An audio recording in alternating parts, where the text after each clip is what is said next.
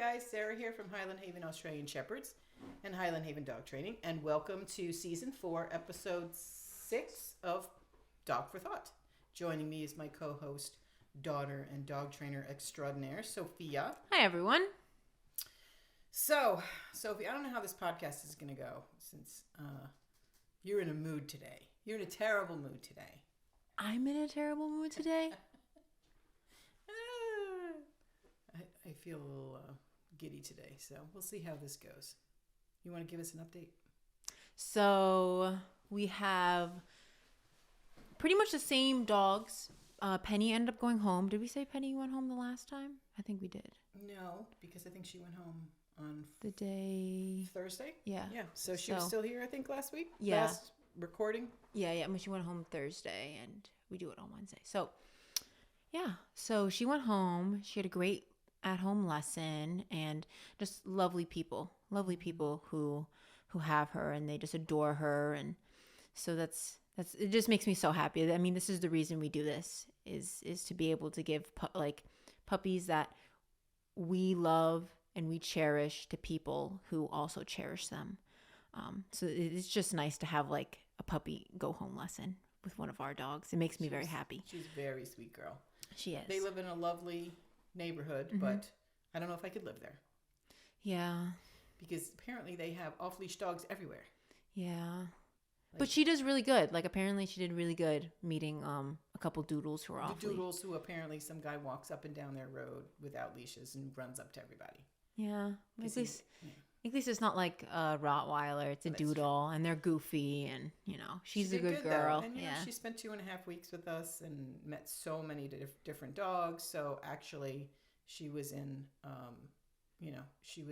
had a lot of experience under her belt. So when it happened, according to her owner, she did really great. Yeah. So that was good. Mm-hmm. She's a sweetie. I missed her for about a day. Yeah. I mean, it was weird without. She's a sweetheart and everything, but puppies are a lot. Yeah. It's like sending your grandchildren home. You still love them, but you're glad that they're with their parents. Mm-hmm. Definitely. So, and then downstairs, I think we still have the same group. Mm-hmm. We have Dutch, the wire hair pointing Griffon. We have Betty, the Shih Tzu. We have Fergus, the Corgi, and Gus. Yes. Our rescue border collie, which by now, if those of you who have been watching our social media know that we have this new border collie that we, quote, rescued. And he's been with us for about 5 days, I think. Yeah, something like that. I think. Oh, and Luna. We have Luna the Labrador down there. Yeah. She's She's new from last week. Luna is a regular boarder. She was here for training over the summer. She's just a lovely, easygoing dog that gets along with everybody. Yeah, she's great. Yeah. So it's a really, really nice group downstairs. Mm-hmm. And luckily for Gus, it's in such a nice group with dogs that are really playful and goofy, but also have no problem making space, as well as correcting him when he does too much. So this morning we actually, he's been on the other side of the... You're way ahead of yourself. We haven't even really introduced Gus. Okay. So we should probably do that. Okay, go ahead. You're driving me crazy today. Well, you can't talk about something that happened 5 days later. We have to start with day one. Okay, then go ahead. Well, you tell the story. It's your friend. She has to get a drink first. Anyways, so how we heard of Gus was my girlfriend's friend has a border collie, and she has the sister border collie, and her grandparents have the brother border collie. And the sister comes for grooming. Maya grooms the sister's border collie all the time. I hear all these stories, how sweet she is and how beautiful she is. Does and all she these look like things. him? Yeah, but like a smaller version. I have pictures. I'll show you later. Yeah. She's super cute. She's short. Like, he's pretty big for a border collie. He's very big. Yeah, she's little. For the pictures that I've seen of her, she's pretty little. Not like Remy little, but like Vivian maybe a little bigger than Vivian. Anyways, and so she would always tell Maya all these stories about how her grandparents have the brother and how he lives outside and she's not happy that he lives outside and he needs grooming and he's always dirty and all these things. And could Maya come and do she's an tried her at-home grooming best to improve his outdoor situation. For those of you who've seen the social media posts when we first got him, there's like some turf out there. She put that out there for him. There's like balls out there. There's in the barn, there's like a bed and like a heating lamp. So like, and most of that, from what I know of, Kira and her dad have like tried to really make it so he has like a good life outside, because the grandparents just can't handle him inside the house. So he's been out there for like a year and something, I believe. Yeah. So he's about 3. He's spent about a year plus outside. So he lived the first couple of years sort of quasi inside, from what I understand. He, had to stay in the kitchen, or he slept in the basement, that kind of thing. And then I think they had, both grandparents had like health crisis and couldn't walk him anymore. And then I think because of that, it sounds like one of them might have been like hospitalized. So they had him outside just to like make it convenient, so they didn't have to take him out and have him go to the bathroom and stuff. So I think they put him out in the garden, and then they transitioned him from the garden to the barn. So which is, I don't know, maybe 100 feet from the house. Yeah. It's a farm. Yes. So, I just want to, I don't have a problem with dogs who live outside, working dogs who live outside in appropriate enclosures, provided they're working dogs, so, there's plenty of parts of the world where dogs still live outside. They live in the barn or whatever. They have to have shelter. They have to have food, water, and shelter. That's what you're required to do. Gus was well fed. And he was, up to date on half of his vaccines. But, and he was clearly, they loved him, but I think everybody was in agreement that this was not really a fair environment for him. So, it's easy, I think, to sit in judgment on that and say, oh, it's awful. Thank God you got him out of there, all that stuff. I think that's a normal reaction. But the bottom line is, I don't have time really to judge people. Like I got better things to do.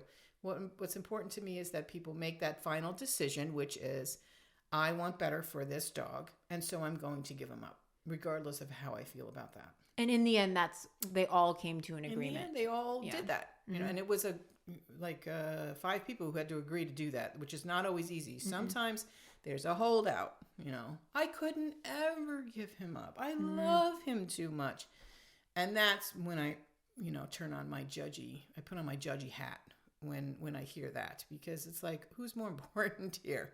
Your feelings or the welfare of this dog? So I do appreciate that the family came together and trusted us enough to take him, because they know we're not keeping him. He's going to stay here with us for at least a month. We're going to give him some training, get him prepared to go to a new home, and then we'll put him up for adoption. And we'll put him up for a small adoption fee, maybe $500. I don't ever just give a dog away, because you attract some unseemly characters if you're putting a dog up for free. Right? So, and believe me, the amount of money we're going to put into this dog is going to far exceed any $500 adoption fee, which we're happy to do. As a business, it's, a dog business, we should be giving back to the community. And I think you and I both agreed that this is an opportunity for us to do this for a dog in need. Yep. We'd like to do this once a year. We had a couple of dogs over the last 2 years that have sort of come on our radar, where we thought maybe we could make something like this happen. And for whatever reason, it didn't work out. In this case, it took about 2-3 weeks for us to actually get him. But we were able to get him. So we picked him up on Saturday. So he's been here, I think today is his 5th day or something like that. Or is today only Wednesday? I keep thinking it's Thursday. So maybe it's only his 4th day. To Sunday to Monday, Tuesday. It's only 4 days here. Yeah, and he seems like he's been here forever. I know. And he's, and it's also like he's improved so fast. And I mean, part of it is we thought he was outside for the majority of his life. And then we found out later that he was inside. So it made sense, all of the... And he had been walked on a leash and he has before, been walked on I guess, leash. quite a bit in his early life, which is was clear when we first took him for a walk. Like, oh, he's done this. And then we got some clarification from the granddaughter of the owner about, how much time he spent outside and that he was walked and that he had socialized a little bit with other dogs. And housebroken. He lived inside, so he was housebroken, things like that. And all of that stuff bodes really well for him. It's really hard it's much harder to transition a dog who's never been inside into living in a house. Housebreaking can be very confusing for a dog like that. And just the rules and the confining sort of setup of being inside a home can be really overwhelming for dogs who've never been inside. So I'm glad he has those experiences. And he adjusted pretty well to the kennel and to using the bathroom and leash walking and hopping in and out of the car, which is amazing. Yeah, so initially it took us a while to get him in the car when we first picked him up because we had been told that they did try to rehome him once before, but he was, when he becomes highly stressed, he does snap. Yeah. And we have seen that. And so we didn't, we could have gone in there, thrown a muzzle on him, picked him up and put him in the car and been done in 5 minutes. Yep. But, with a rescue dog, and I think that's necessary when the situation is dangerous, like you're on the side of the highway. Yep. You've just got to get this dog off of the highway and in your car. That's a situation where something like that needs to happen. But in this situation, we didn't have to rush it. So we spent about 30 minutes sort of hanging out with him and convincing him to get in the car. And all of a sudden he did. Mm-hmm. Of his own accord, under his own power, which, is a good first step with a dog like this. And I mean, that's the first step on creating relationship with us too, is like, we're willing to take our time until you're ready to jump in the car. And I mean, in certain cases where there's a high risk, sometimes you have to bypass that and be like, well, it's in your best interest not to get hit by a car because we're on the side of the highway. But in this case, we had all the time in the world. We made time in the day for him, thinking that he might take, upwards of an hour to be able to get in the car, where it was we could have our relationship intact and also him feel comfortable with us. And luckily it only took like 15 minutes for him to get in the car, which was pretty amazing. Yeah, we were with him for about a half an hour and then 15 minutes of actually just sitting and waiting for him to voluntarily get in the car. Yeah. I mean, when you think about how stressed he was in that video and you look at him now, you're like, wow, that's pretty amazing. I mean, very, very resilient. The fact that he's a highly intelligent and sensitive breed can, in some situations will work against him. Mm-hmm. And in many situations will work for him if we can tap into that in a way that works for him. And I agree. Like the most important thing on first impression is, hey, we're not going to make you do something that you're terrified to do. At least not at this point. There are some non-negotiables that we will, have to say, I'm sorry, how you feel about this, it has to be done. Taking a bath. Yeah. Well, we're going to work on that. Yeah. He is going to have to take a bath. That was when you met him, you went there because the owner's granddaughter asked you and Maya to come and try to give him a bath because he's so dirty living outside. Yeah. And I mean, he was completely over threshold, so it makes sense. But you guys sort of were on a time crunch. Yeah. There. Like you can't spend 4 hours there giving him a bath. And plus it's a lot of stress for him. So we were trying to do it quick, but like not as invasive. And the water was really cold. So I don't know if that played a aspect in it. It's like a huge temperature change and then on stress on top of it and on a grooming table that you've never been before. And 4 people are surrounding you and grabbing you and touching you. It was a series of things that I could see that could have gone wrong. Because he was very, very, very snappy, to the point where we had to hold his butt back to make sure he wasn't gonna bite anybody. So it was very stressful. So I'm hoping that we introduce the bath really slowly and start gaining his trust. And it's a completely different environment, which is good. He'll actually be in a grooming tub, which will be good. The water will be warm, which will be good. It will be a quiet, familiar place because he will have been here for a week by the time that happens. But, that kind of snappiness is him, sharing information. Yeah. I feel stressed. Stop doing that. Yeah. And I mean, part of the reason I kind of brought this up to you on if this was a possibility to be able to do this for him was because I knew of his sister and her temperament and how she was with grooming and what Maya and Kira both talked about her. So the genetic aspect is there. And then the way he was when we were there, he was super sweet with people, which was another green flag. And the fact that he let me pick him up and put him on the grooming table. He let me kind of take my time touching him. And he was good with being brushed, which I think brushing is way scarier than a bath. But, for each their own. And even with his snapping, it wasn't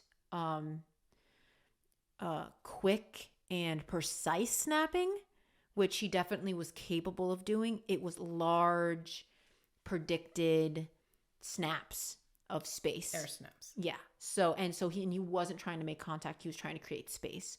And so that tells me that he was over threshold and doesn't want to bite you, but will if he feels. If you continue to push me, I will. Yes. And so to me, those were all really green signs. My only kind of hesitation was if he was good with other dogs, because, it's much harder to rehome a dog who isn't good with other dogs. And the way that the granddaughter talked about it was that he has been with a fair bit of other dogs. So I hoped that with time and trust and relationship that he would get there. More than two. I thought he just had the sister and then one other dog. Yeah, it sounded like two, but not a lot of dogs, but the way that they feel like he was. Well, I mean, we're not designed or in any position to take on a rescue dog or a foster dog that lives here, that eventually becomes a failed foster and stays with us. I'm in no position to take on any more dogs at this moment. So we do have to be very careful in taking a dog on like this. That's not one of our former puppies, because that's non-optional. If it's a former puppy that needs to come back to us, we take the dog. Mm-hmm. So my criteria, as I know yours is too, is one, they have to be super people friendly, and they don't have to be, but I really, really want them to be good with other dogs. Yeah, because that opens the world up as far as appropriate homes for a dog. Most people want to add a dog, not have a only dog. Most people don't want a single dog anymore. Mm-mm. Most people, if they don't have more than one dog right now, they want to keep the future open, right? The options open for their future, that they could get another dog. Mm-hmm. And, so they don't want to be saddled with a dog who doesn't get along with other dogs. Which is fair enough. I've known people who are like, I don't even want one dog. And then the family convinces them to get the dog. And they're like, well, let me get a solo dog. This way I can't ever get another dog while this dog's alive. That will prevent my family from asking me to get another dog. And that never works out. They always end up wanting another dog. Mm-hmm. So where we are as a culture right now is multiple dog setups for so many people. Well, and on top of it, I do think that people who have herding dogs have multiple herding dogs. Because herding dogs have a very interesting way of playing, and they like playing that way with each other, and other dogs don't always like playing like that. So I always feel like if you see an Aussie, there's more than one. If you go on Instagram accounts, there are always 2 or 3. Yeah, they're like potato chips. Yeah, they're like potato chips. You can't just have one, And I feel the same way about most herding breeds. If, they have German Shepherd, they have 2 German Shepherds or I mean, I think that when you have a dog who's good with other dogs, it's really wonderful to have more than one. I mean, it's really nice for them to have a relationship with another dog, a good relationship with another dog. That being said, if you have some of these high caliber fighting breeds, that maybe is much more difficult to do safely. But, with Aussies and Border Collies and Doodles and Dachshunds and all of these other breeds, they do really well for the most part with another dog. It really does enrich their lives. So I was really glad to hear that he had some experience with other dogs. That was good. And then we were able to actually socialize him today with the group, but we'll get to that. So we got him home that first day. He's very dusty, but he's not all that dirty. No. He's just very dusty because he was living on dirt, and it hadn't rained in a while. Technically give him a half bath. It was in all the... Oh, when you went out there? Yeah, we only were able to cover shoulder blades and back. He wouldn't let us do any front half. Yeah, it makes sense because his chest is sort of dirty. Yes. But his body is really... And now that we've been petting him so much, the dust has been sort of pet out of him for the most part. Yep. He does have one really, really tight mat behind one ear that we've had You know what I was thinking that we could use to get break it up is I have those eyebrow razors and they have like guards on it, so it's like really hard to cut. I thought maybe we can slice it up and pull it out. And yeah, I think we're going to need 2 people. One, maybe some peanut butter on a spoon. Yeah, he does like peanut butter. I was thinking maybe nail scissors where we could just clip right behind it until we get it released. Because it's tight. It is tight, and he's very wary with anything grooming related around his face. Yes. Which, understandable. Yep. It makes him nervous. Yeah. So, I mean, that's going to be a big thing that we're working on with training is him being better with grooming because that's a non-negotiable. Right. And we talked about building a relationship with him. We can go back to a couple of episodes ago when we talked about that behavior has a name. What we're looking for when we're trying to create relationship is distance increasing and distance decreasing behaviors, right? And we need to listen to both. So this air snapping is a big red flag, right? A big, I need space. I need to decompress. I need a minute here, lady. We want to listen to that. How did he do with the brush? I saw you try. He was great. Yeah, I expected to be terrible. He was great. He's really good with the brush, and like the brush is kind of scary. And then you took the scissors out, and he got a little funny. He was fine with the scissors. I let him smell them. I ran the scissors over his head. He was fine. But you didn't escalate to. I didn't because there's scissors, and I didn't want him to suddenly yank away and me, tear a hole in his head. Essentially, I didn't want to do a lot of clipping. I did clip some of the mat, not the part farthest from the skin to sort of try to make it smaller. And as soon as he heard that clip, he was like, "I'm out of here." And I was okay, I don't want to do this on myself. Yeah. But physically he's in pretty good shape. Yeah. And mentally he's quite resilient. And I can't believe he's only been here 4 days. Yeah, he's improved so much. So the first day when we got home, we let him out in the yard, in the training play yard, and he ran around. We are keeping him on a long line, which some people online have asked, why is he in a fenced yard with a leash on, essentially. So he's definitely a runner as far as, when playtime is over, he's like, no, it's not, and he doesn't want to come in.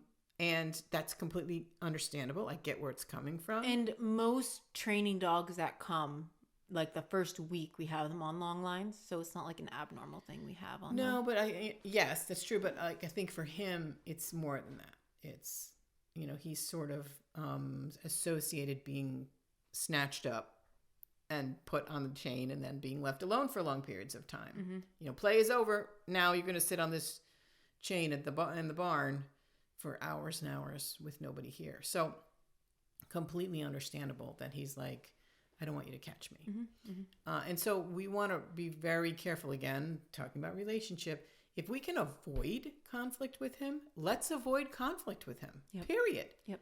I think the old way of thinking about training, it's like, oh, well, he must learn. He's not allowed to do that, this very sort of punitive, controlling, dominant way of thinking.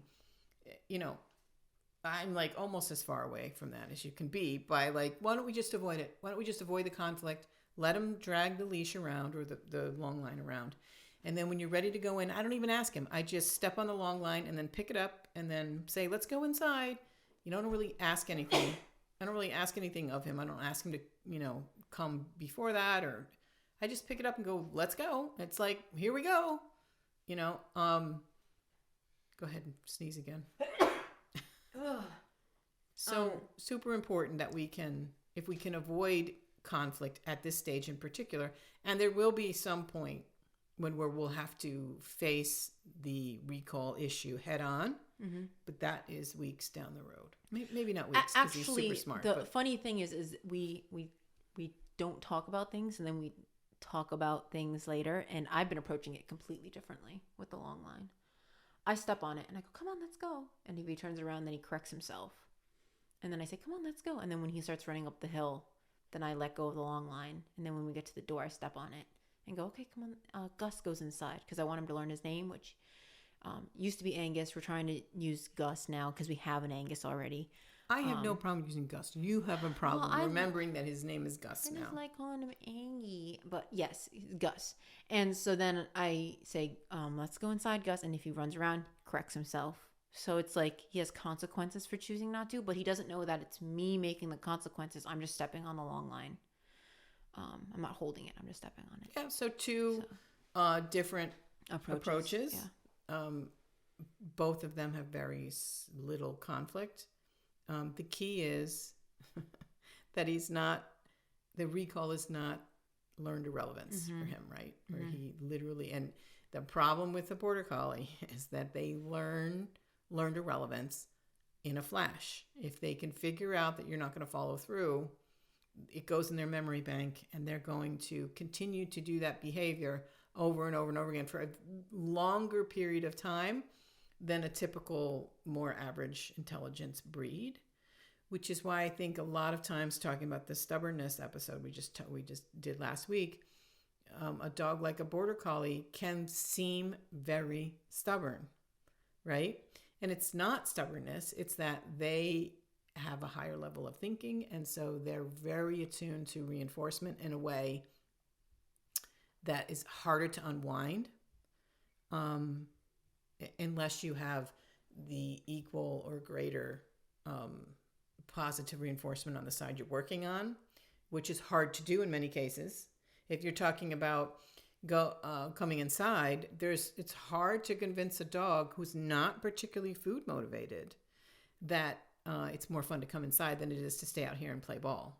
You're not going to convince a Border Collie to do that. You can't get the other side of the teeter-totter to get the dog in. And then I imagine some people are like, well, why can't you just recall him and then grab him by the collar and bring him in? He does not like his collar touched. He gets snappy. Makes perfect sense too, right? That we experience that with a lot of our training dogs. Yeah. Because that is how people are handling them. It's not necessarily a bad thing. It's just that very quickly they start to associate that movement towards their collar and the feeling of being led by the collar with really negative experiences, which is I'm being taken away from the fun. Mm-hmm. And how do I combat that? I'm going to use my mouth. And then the owner lets go. Because your hand's right there. Yep. Your owner lets go, and then they get rewarded for that behavior by escaping. So we use a lot of long lines with unknown dogs, and sometimes we won't use a long line in the yard, and then the dog will be fine coming in, and then it's like putting them in their kennel. We'll go grab a leash and just... So like Fergus was kind of like that, the corgi, where he did not want to go in his kennel the first week and a half. He did not want to go in that kennel. And to me, it's not worth creating a rift in our relationship since I've only known you for a week and a half. I'm just going to go into the other room and grab a leash and leash you up. And then most of the time you put that leash on, even if you're not holding it, and they run right into the kennel because they know, okay, when I'm on a leash, jig is up. Yeah.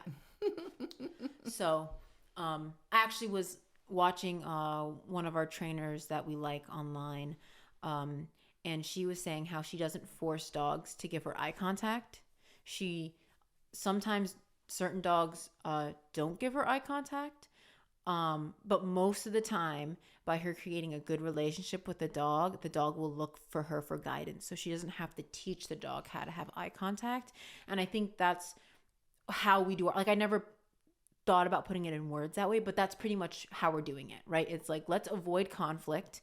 Let's build relationship and trust. Ask him to do things that we know he can do, that there's no risk. So then when there is risk, he's going to follow through and look for us for guidance. And he has. Yeah, it's interesting. He is extremely play motivated, right? He's got a lot of play drive. Yes. He's one of those Border Collies who wants to play ball. He doesn't necessarily want to run after it the whole time, but he wants to have it in his possession. So he wants to do a little bit of fetch. And I don't know if it's because he's not in very good shape. He hasn't had a lot of exercise, where he flops on the ground and takes a breather. And then a minute or so later, we'll come and drop the ball like, okay, I've caught my breath. Let's do this again. I've also noticed in the last 4 days, he's developed quite a bit of muscle tone in 4 days. Have you noticed that? Yeah. I mean, it's crazy. So when we first brought him here, we recorded him. And then I remember looking back on the video and being like, it looks like he's limping. But I think because he was on that chain for such a long period of time, you don't get that full stride. And so you don't work those muscles. If you don't fully stride and have the length to run, you only work a very finite group of muscles. And so when we had him running in the yard, especially when he was like trotting or like kind of cantering for horses, I guess, it just didn't look right. And a lot of people have commented on that. Yeah. Even Jen said something like, the way he runs is really weird. Yeah, and like, you watch how he runs, and I immediately think of like hip dysplasia or like knee problems. But I think we've both kind of come to agreement that it's just lack of muscle tone. And now that he's been actively exercising and walking and stuff, you're right. It's significant. Like, you can touch him. Like in 4 days, he feels totally different. Yeah, it's crazy. Because like nuts. That's crazy. You touch him and then you touch like one of our dogs, and like our dogs they exercise all the time, so their muscles, like, you can feel it through their fur. With him, it was just kind of like there was muscles there, but it was like flabby. Fat, but he was flabby. Yeah. He just didn't have any muscle tone. Yeah, which kind of was. I didn't even think about it, but then I was like, okay, that makes sense. Yeah. But then I was, sort of palpating him this morning, and I was like, oh wow, he's totally different than 4 days ago already. Which again, the fact that he's young benefits him. They can snap back from these things really quickly. I haven't noticed him running weird in the last 2 days. No, he's been running really good the last couple of days. I don't know if it was just like, dogs are. I think it also helps with the pace of walk we do too. Yeah, and what also, he's really stretching. Yeah, he's really starting to get those tendons moving. Yeah, he's really making a full stride now when he goes after the ball. He doesn't do that weird trot thing where he like his legs kind of drift. He actively moves both of them now, even when he does jog. Yeah, he seems good. I mean, he's very like I started with this. He's very ball focused, right? Or frisbee. He started playing a little frisbee with you. I don't find that particularly fun. Like, that's not my kind of thing.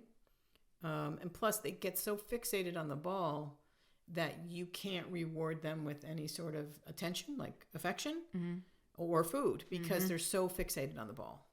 So yesterday you were off, so I was alone with him all day. And we played a lot of ball just because he was... as of yesterday, he was still being socialized outside, exercised independently, because we weren't comfortable putting him with the group yet. So we played a lot of ball because I can just sit there and just throw the ball, and we worked a little bit on my brain games. No, you have to drop it in this particular place, otherwise I won't continue with you.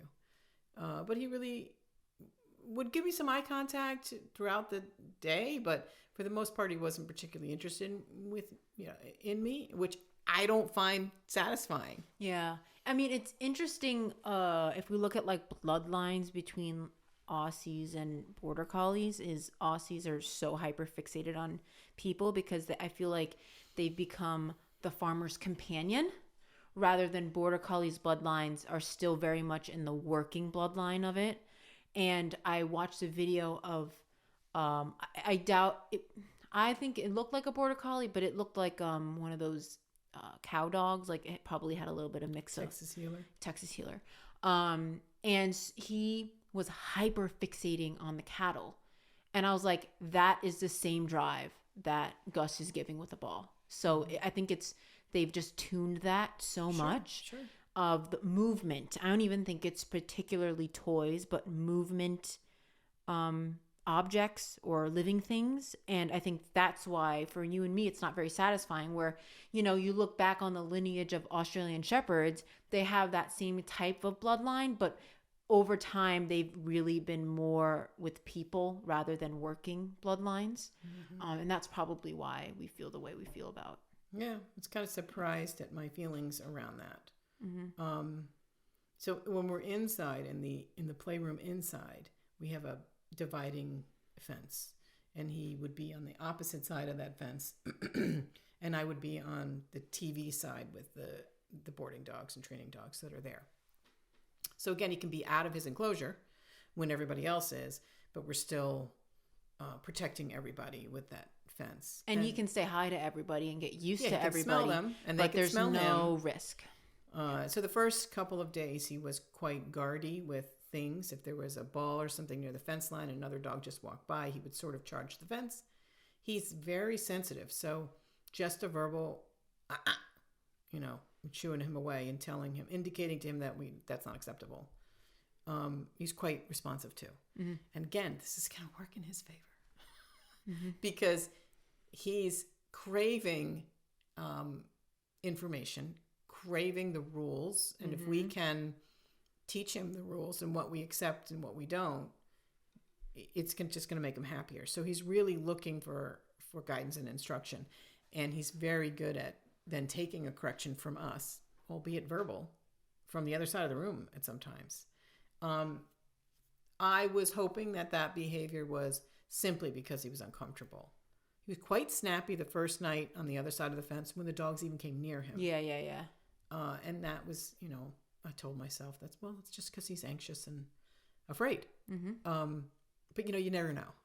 Is that something that's going to escalate? Is this a real root problem with this dog, or is this just uncomfortable with the situation and the environment? And on top of it, you don't want it to become with such intelligent breeds. Sometimes they can find fun in gate fighting. So like there's this video online of these dogs fence fighting, and then they open the gate and the dogs just go, I don't really want to do anything. I don't want to have any beef with you. It's just really fun to bark at each other when the gate's closed. Yeah, so we want to make sure that we're not creating bad habits. Exactly. So we want to stop them in their tracks. As the days have gone on, he's become very comfortable on the other side.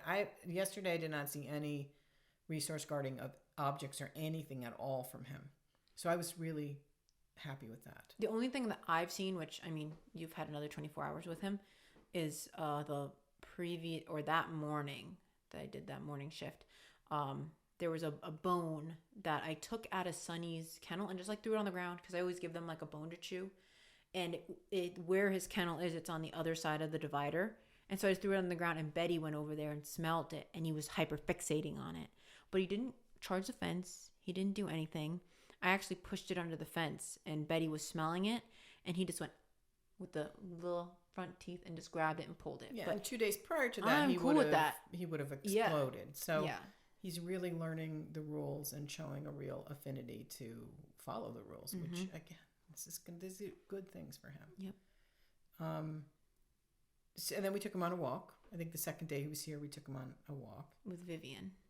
He hopped right in the car, which was a real shock, and laid right down in the car. He loves the car. Yep. Yeah, so I was really happy with that. Apparently, he's also been in a crate, which we haven't tried with him, but we should at some point, because when he goes to a new home, he does need to be comfortable in the crate, because they're likely going to need to crate him for the first couple of months when they're not home. Yep. And he does have a little bit of separation anxiety, which totally makes sense as well. Yes, he's a little bit barky, so he's been wearing a bark collar when we're not with him. He is wearing a prong collar during walks, which is, I think you gave him one correction? I always, whenever I introduce a prong collar, especially, I put it on in the kennel, and then I open the gate and release them, and their immediate reaction is to run out like a lunatic, and I just hold the leash and let them correct themselves. Because first of all, you can't gain that much speed within 4 feet. Secondly, it's going to be a good correction, so like this is if you do this behavior, this is what's going to happen. And secondly, they don't really understand that I'm involved with it, because I don't want them to think that I gave them this type of correction. It's they're giving themselves this type of correction on the leash. And so he ran out like most dogs do, corrected himself, and then after that, he never pulled on the leash. Yeah. He has literally, we've walked him 2 times, and he has not pulled on the leash once. I've not had to correct him another time besides that one correction. Yeah. So, but we're going to keep that prong collar on him because he is showing some tendencies for reactivity, for movement in particular, which is very common for border collies. Like buses, like the part of buses he does not like, which makes sense. The louder cars, motorcycles, things that speed by. It's very normal for a border collie to be triggered by that. So we do want to make sure we have the right tools on him so we can, and we have already indicated to him we're not doing that. Yeah, but he's really good at verbal interrupters and stuff. That doesn't mean over time, when he becomes more comfortable, he might push that threshold a little bit. But for now, he's been really good. So. Yep. So we've taken him for a walk. He's been in the car. He's been, he stays alone. He's in the training room, but in his own individual enclosure. The bark collar works fine on him. Also, I just kind of want to briefly talk about separation anxiety. A dog like this, I feel like a lot of people would take in and be like, oh, he's had so much time by himself. I don't want to leave him by himself.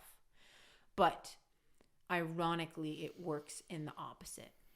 A dog like this, if you take him from a environment where he's been alone for a majority of the time and you flood him with being with you for a long period of time, that's going to create extreme separation anxiety. So it was really important for us. Not necessarily, but can. He can. But it's really important that he understands, first of all, that there's a time in the day that he comes out and play. So he knows when he's using the bathroom and when he's playing, and that he's not going to be in there, and he can kind of predict the day. A dog like this loves prediction. And it's also really important for him to have those downtimes still. So even though like we want to do all these things and he's capable of hanging out with us all day. I mean, even the first day he was like, oh, let's keep going, go. Mm-hmm. It's not good for him to keep going.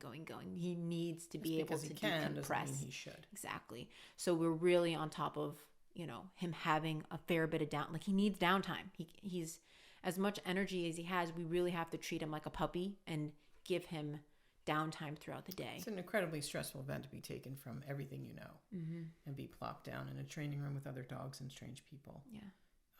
I think that the fact that he was alone so much, we want to keep that going because he's able to be alone, because he was alone so much when he was put outside. We want to sort of harness that ability to be alone and be okay with it. Mm-hmm. We want to sort of preserve some of that. Yeah. And then just work in our schedule. Mm-hmm. You talk about prediction.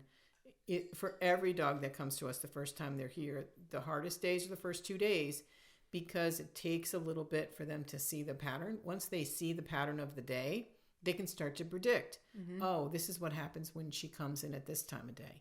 This is what happens at night. Once they start to be able to predict our schedule, you see the stress level come way down. And usually many dogs that come in need a bark collar for the first 2 days because they're upset. I get it. But that doesn't mean you can bark your head off. And a lot of the times with the prediction of the day, it creates stability. And within that stability, they'll actually ask you. So like a lot of the times, at least when I do the night shift, which is kind of rare, or I guess even the morning shift, it like comes to a point where they're like, okay, it's been an hour. Yeah. It's time to go to bed now. I don't know why we're still out. So sometimes when we have to change the schedule because of life, and we give them an extra hour and a half or extra 2 hours to hang out with them, turning off. They're like, what the heck? Like, why I want to go to bed, and they'll ask to go into their kennel to go lay down. Yeah, that usually happens to me when I get distracted down there at night. I think I did an hour and a half with them the other night. And like you say, that the last 30 minutes, they were all completely conked out, sound asleep. And then I have to say, okay, guys. And they all wake up like, oh, thank God. Are we going to bed now? Yeah, thank God. I mean, even with like Fergus, he wouldn't go in his kennel the first couple days. And then it became a routine. And he is a dog who loves routines. Mm-hmm. So it was very much so like, oh, this is the time we go in our kennel. Okay, cool. I'm cool with going in now because I need a break. Yeah. And, even when, I don't know how you do it. You do things differently than me. But when I have to go into the training room to like get something, but I'm not in there to let them out, I go in a very specific way every time. So if it's not a shift, say I have to run in there to get a dog who's going home, I don't look at any of the dogs. I don't I don't talk at all. I just quietly walk over to whoever's going home, take them out of their kennel, and walk upstairs. I don't even acknowledge anybody. This group is exceptional in that most of them have been here for more than 2 weeks now. So like the whole group has been very consistent. They all sort of came at the same time, and they're all almost staying the entire amount of time together. So they're all really, the word escapes me. Attuned. Habituated to the schedule. And they know if I come in and I don't look at them and I don't say anything, don't even bother getting up from your cot because she's not letting us out. If I'm going in there to let them out, it's my shift. I'm going in there going, hey guys, good morning. You ready to go play? And then they all jump up and then I let them out one by one. So I do a very similar thing, but I think because I'm the player, they all are like, whenever they all will get up and look. And then if I go in, sometimes I can go in there and nobody will make a noise. Like when Dozer's there, Dozer knows what's up. Certain dogs know, like Luna knows what's up when I go in there and I'm not getting anything. But the dogs that like to play, every time I go in there, they start barking. And I go, not yet, go lay down. And I just get what I have to get and leave. But they always end up crying. But that's an example of the training that we do that doesn't seem like training. Yeah. Like it's really good practice for them to see me walk into the room and think, it's time to go out. And then watch my body language and go, oh no. And be able to stay fairly settled. Like they might go up to a 3, right? But then they're back down to a 0 again. It definitely takes a lot less time for them to it's easier time for them to settle when we're just going in there and grabbing something and leaving. That's really good practice. So, yeah. For our own dogs, I use go lay down as a reminder that no, nothing's happening. Like one thing I dislike about Aussies is that if I'm watching TV at night and everybody's curled up and sound asleep around me, if I want to go in the kitchen and get a snack, if I stand up, they're all immediately on their feet. And I'm like, guys. And so I will say to them, we're not doing anything fun. Go lay down. Go lay down. Which, indicates to them that, there's no point in awakening because nothing is about to happen.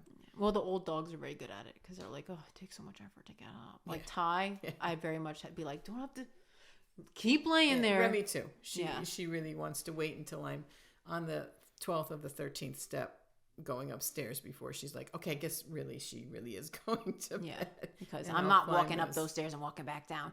Meanwhile, if you go upstairs, Meadow will follow you all the way upstairs and be like, what are you doing? What are you doing? What are you doing? Oh, you're just getting your shoes? Okay, I'll come back down with you. Oh, you're going back up to get something? Okay, I'll go back up with you. And you're like, girl, go in the kitchen. And she's 9, So you were off yesterday. I was alone with them, like I said. I think you probably could have socialized with the group yesterday, but our rules are that we don't introduce a dog into the group that we think might be a problem if there's just one person there. It's a safety thing. Yeah. So when you came home today, I said, I think he's ready. So we went down there, and that actually was the video that I uploaded today. It was his first time running around with the dogs. So for a dog like a Border Collie, the things we're concerned about is grab bites, right? Grab bites are a dog is, either running ahead of you and you catch up, or they run by you and the dog reaches out and grabs and holds on. And the momentum of the dog running causes a very serious tear wound in the skin, right? Because usually they're just grabbing the outer flesh, right? So that's my big concern with herding dogs. Shepherds, Aussies, cattle dogs, Border Collies. Yep. They're notorious for that, right? Because that's what we've bred them for. Mm-hmm. And that can be a really significant, it's not a serious injury, but it is a significant injury that requires stitches and all kinds of things. It's usually like the most mild bite, but because they're moving and it looks horrible. Yeah, it looks like a really vicious attack. Yeah. And if you want to know our experience with it, our dogs have done it to each other multiple times. Because not multiple times. Once. There's a couple. Once. I always feel like once. Well, my point is like, they go outside and they all redirect on each other, and then we come in and we're like, where did this scab come from? They get scabs on them for sure. But Remy had that one very significant one. And I didn't know it because I was away. Yeah, what was I was at your softball game in your freshman year in college, and your dad called me and said she has a, raging infected wound on her side. Yeah, you're right. And I was like, what the no, it happened before I left, because the night before I left, she was licking her side. And I'm like, go to sleep. I didn't even think much of it. So she must have run out. They had this tree that they would try to race to, and Meadow just must have snapped and got her and tore. So that's the main thing. That's the main behavior that I'm concerned about with herding dogs, right? Mm-hmm. Like if you had a more aggressive dog, you'd be looking for straight on attacks. But for Border Collies, it's generally grab bites that we have to be very careful of. They get very triggered with movement. Yep. Or high energy. It's policing, where two dogs will be playing in an energy that they're not comfortable with, and they'll go over there and correct them. So when we worked at daycare, that would happen a lot. It's like we would have herding breeds come in, and they would be the They police did officer. terrible. Just terrible. Yeah, we always were like, yeah, no, this is not a good fit for him. The doodle sister can stay though. He not too much. So, and we did see a lot of anxiety coming out in sort of huffing and charging on the other side of the fence behavior with Gus when there was either an anxious dog on the other side of the fence or really high energy play. Or if we were correcting a dog, he wanted to be involved. Like, yeah, stop. Yeah, so if I'm scolding someone, verbally correcting them, he would get anxious. So these are things that, sort of go on our radar when we're deciding when we're going to integrate them. So that was my concern today. We kept him on the long line. But to kind of backtrack briefly, we did introduce him with Vivi first as kind of a tester. And Vivi is the best test dog because she can read a dog. So if Vivi is nervous around a dog, that dog, something's not right with that dog, and we're not going to put that dog with a group of dogs. With any dog. Yeah, right. Because if Vivi's uncomfortable with the dog, there's something going on that as humans we can't see. If Vivian's comfortable, that's saying a lot too, that this dog's not a threat, especially if she's actively ignoring the dog, and the dog's like all in her face and stuff, and she's like, go over there, boy. That tells you a lot, as well as how the dog reacts with her. And if the dog does decide to go after, she makes a clear and fast correction that is always fair. I don't think I've ever really seen Vivi do something like abnormally unfair. Like, she's usually super precise with her corrections. So if he did act obnoxious and Vivian had to correct him, we know it would be the perfect correction, which is hard to do. And she can still defend herself. Yeah. So that's backtracking a little bit, which is good. So we did walk him with a mix of training dogs. So we had, access to them without a fence because everybody's on leash. Then we did have Vivi outside for 15 minutes, I think, or so with him to sort of get a barometer of where he stood vis-a-vis other dogs. That went fine. And then today we decided to introduce him. So we kept the long line on him. And I think you held onto the long line for a bit. Yep. To make sure you could pull him back if necessary. We do have smaller dogs in this group. That's always a concern. Big size difference. Although he really was not interested in the small dogs. I was more concerned with Dutch and Luna because he tended to be more intimidated by bigger dogs. And the two little dogs are very aloof. Like, they're very much like, oh, you don't want to play with me? Fine, I'll go over here. So I was not concerned with the little dogs. And he also walked with both of those little dogs, and he tended to do better walking with the dogs and smelling with them and then hanging out with them. He did great, though. So, yeah. Yeah, so it wasn't maybe 10 minutes in where he started to really run after Dutch. They started to play chase. And, you can't ever guarantee that someone's not going to get hurt. Not going to get hurt. There's no way to guarantee that 100%. So when those, at some point you just have to say, based on your knowledge and what you've seen so far, the evidence you've seen so far, okay, let's give this a try and see where we're at. But I tend to hold my breath. Yeah, no, I'm pretty sure we're both holding your breath. And on top of it, I know that Dutch is also pretty good at correcting. And if I need Dutch to slow down, I know he'll listen to me. Like, if he's running around like a lunatic, I could be like, slow, calm down. And I know he'll settle down depending on how the Border Collie's reacting. So he did great with the running. Yep. And the chasing. It's always the next step for me, the next step of evaluation is, how does this Border Collie handle the end of play? Because herding dogs have a tough time with the end of play. And they stopped and they sort of vocalized a little bit, and then it got a little bit excited, and you said, it's enough. And they broke away. And Dutch sort of walked away, and Gus went to me. Yeah, for reassurance. Yeah, which was really nice because yesterday he just wanted the ball. It was like I didn't even exist. And today he came over to me and looked for some reassurance. I gave him some pets, and then I sent him back over. Dutch is very good at listening when another dog doesn't want to play.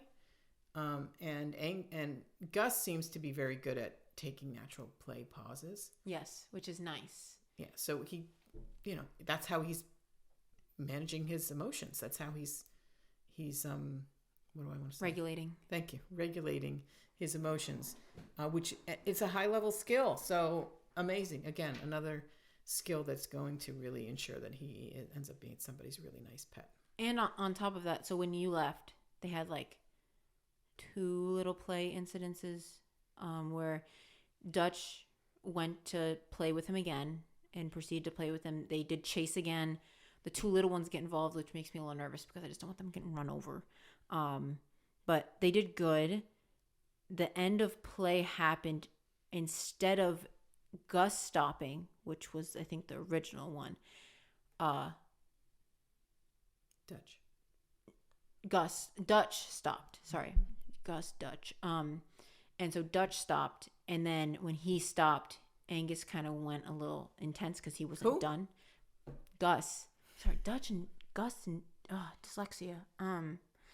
And so then Dutch corrected him when he kept going and kept wanting to play.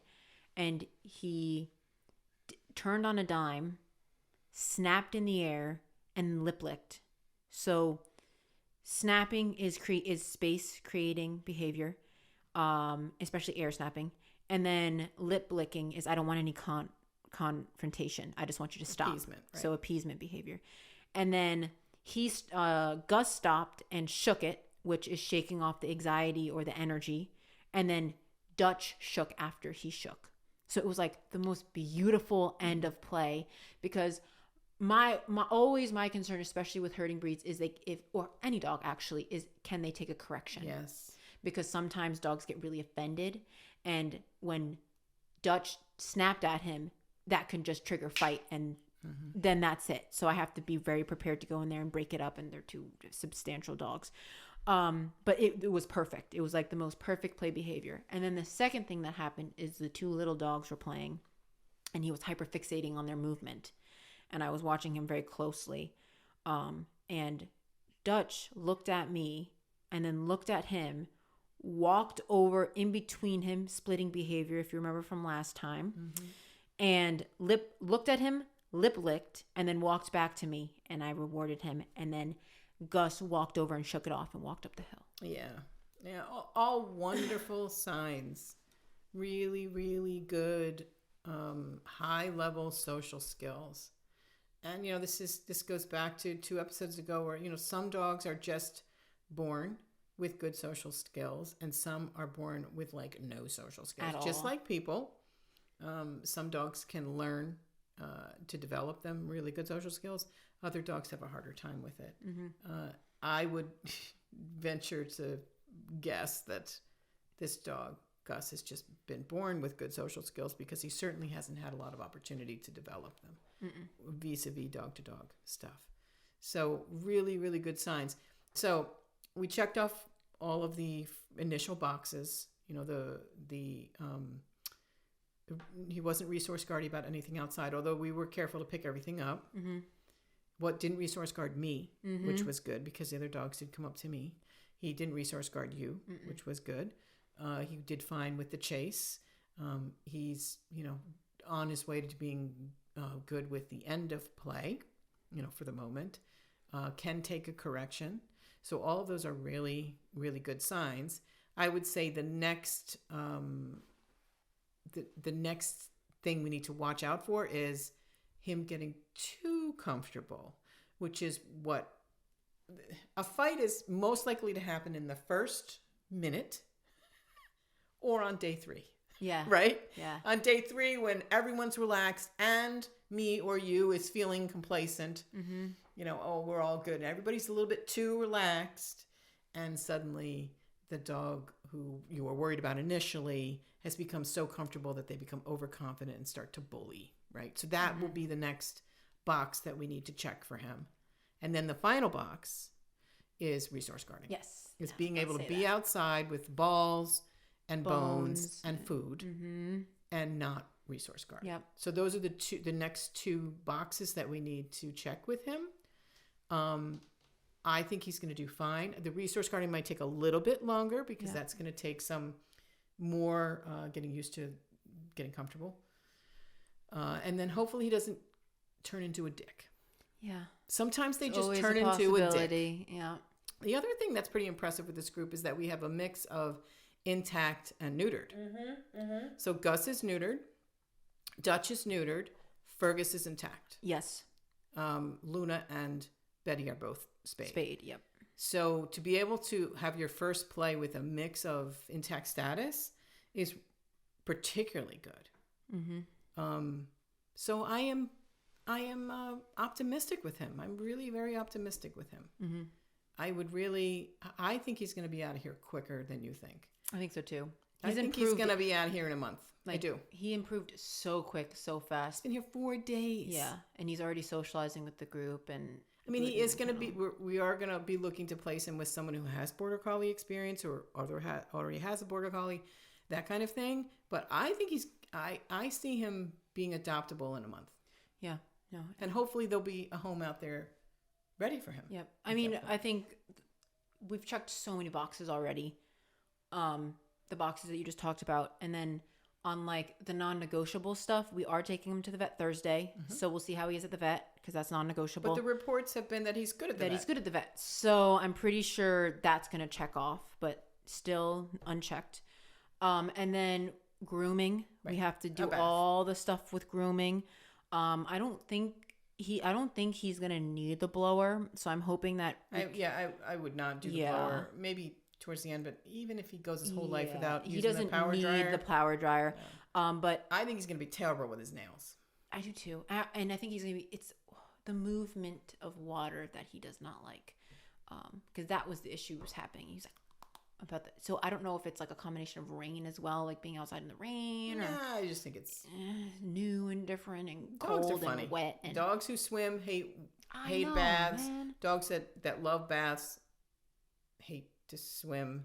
Or dogs that are like obnoxious and all over the place, like are really good in the tub. And you're like the dogs that are like angels. You get them in the tub and they're like the Tasmanian devil. Yeah, like Luna the lab. She's like an angel in every way. But put that girl in a tub, and she's so big that it's like chill.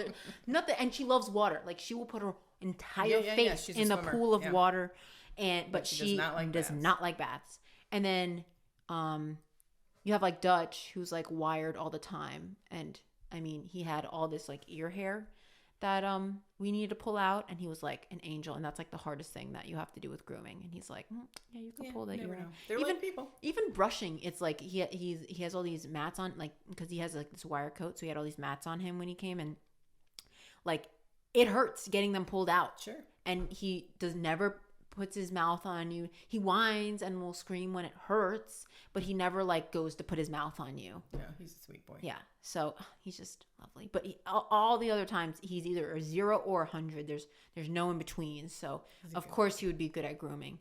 But yeah, so we have a couple more experiences that we need to see how he does with. The first up is the vet tomorrow. Mm-hmm. So we know he goes in and out of the car easy, so that's wonderful. Mm-hmm. And he's also now not going to associate the car with the vet because we've been taking him for walks. Yep. So we'll see how he does at the vet tomorrow. He's going to get a couple of shots. He'll get like Bordetella shot. Probably should bring a stool sample for him. Yep. And then just get checked out. But he looks to be in very good health. Yep. So I'm not particularly concerned that they're going to see anything on him. No, it's just more of just for peace of mind, so we can say that he's good at the vet. And absolutely, and he has to be. He does have like a couple shots that are outdated. So yeah. So and whenever he goes home, he has to be fully vaccinated. So might as well get that done now. Yeah. So he has been fun so far. Mm-hmm. Yeah. And surprisingly, I always hyperfixate. I was really nervous because I felt like it was kind of like my project that I made you kind of come on with me. Not that you're a hard sell, but I was worried that like I don't want to be stuck with a dog that we can't rehome or whatever. And we already have one dog in this house that's difficult, and of course it's my dog. So I always feel like the burden's on me. So I'm really happy that. And he would not fit into our upstairs group. No, he's not I think we can get him out with our girls, no problem. It's the boys. Well, it's a boy. And I don't think he's going to get along with Twiggy. I don't think so either, especially with the ball. Yeah, I just think they're both intense, and I think they'll be like oil and water. I don't think they'll be good together. She's funny. Sometimes, sometimes I think that she won't get along with dogs, like Raven. She like gets super, like, I'm like, this is like a bitchy female also, like, but I guess because she doesn't mind being her second, it's fine. Once Twiggy wants to always be first. And maybe he will be like that, but but with the toys and stuff. From what I know about him right now, I don't see them as being a good pair. I could walk them together. Like, I was thinking about walking them tomorrow together. I think he can definitely walk with her. Oh, for sure. But it's the free play. It's the free play because Twiggy has very strict rules and has no problem correcting, and he has to be able to take a correction. Yeah, and she's intense, and she doesn't mind going back. If he can take a correction from her, they'll be fine together. Yeah. If he thinks that the correction was unfair, then that's going to be a problem. Mm-hmm. But he'll get along fine with Tula, Journey, Vivian. Meadow is it not really worth it? She's 9. I don't really socialize her with the training dog. She just doesn't enjoy it. And she just paces around and she's like, what are you doing? Vivi still likes to meet new dogs. Yeah. And Tula, I like to have with the training dogs periodically because it keeps her dog-to-dog skills well greased. Yeah, and also she always needs to work on that confidence a little bit. I always feel like she's a sweet dog, so I don't worry about her bullying anybody. She's playful, but she has good boundaries too. Yeah, she does. So anyway, so far so good with Mr. Gus. Mm-hmm. So we should wind it up. Mm-hmm. Hopefully Jacob will get these things edited quicker because by the time this comes out, it's going to be like 2 weeks from now. And Gus will be home. Yeah, Gus will be in his new home already by the time this gets edited and uploaded. It's okay. I still love you. He has school. He has school and work. Yeah. No, he's a busy guy. And don't forget those very important naps. He's got to do those too. You want me to be sleepy? That's not fair. All right, let's wind it up. So we'll be back next time. I don't know. What are we going to talk about next time? I don't know. We'll figure it out later. Okay. So we'll see you guys next time on Dog for Thought. Bye. Dog for Thought is written and hosted by me, Sarah Brown, co-hosted by Sophie Brown, produced, edited, and original music by Jacob Brown. Don't forget to like and subscribe.